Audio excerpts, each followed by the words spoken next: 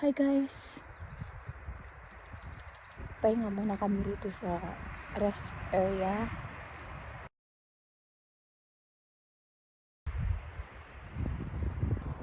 Ayan guys, pahinga muna kami rito bago nakapag-drive na si Uncle dyan ng 5 oras. So need na namin magpahinga at kumain. Magluluto rin siya.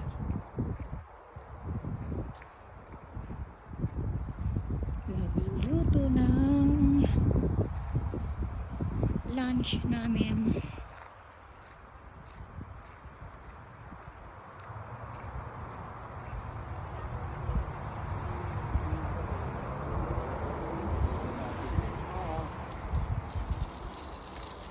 May panghatian ba?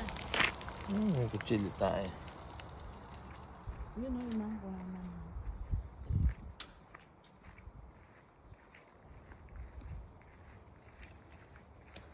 Ang ganda rito guys.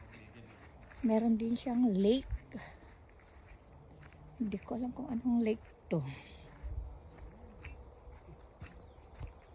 Tingnan natin.